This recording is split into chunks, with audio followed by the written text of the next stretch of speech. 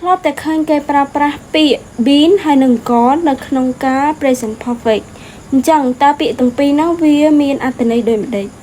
អញ្ចឹងពាក្យថា been ហើយនិង gone ពាក្យទាំងពីរហ្នឹងវាគឺជា past participle ទាំងពីរឬក៏យើងហៅថា verb 3អញ្ចឹងជាទូទៅគឺយើងយកពាក្យទាំងពីរហ្នឹងយកមកប្រើនៅក្នុងការ perfect been is used to talk about complete visit ឧទាហរណ៍ដូចជា she has been to Paris អញ្ចឹងកន្លែងនេះបានន័យថានាងបានទៅលេងទីក្រុងប៉ារីសអញ្ចឹងបានន័យថាកន្លែងនេះបានន័យថានាងបានទៅលេងហើយនាងក៏បានត្រឡប់មកស្រុកឬក៏ប្រទេសរបស់នាងវិញអញ្ចឹងទៅប៉ុន្តែបើយើងនិយាយថា she has gone to Paris កន្លែងនេះបានន័យថានាងបានទៅលេងប៉ារីសហើយឥឡូវនេះនាងកំពុងតែនៅក្នុងទីក្រុងប៉ារីសនឹងមកនាងអត់ទាន់បានត្រឡប់មក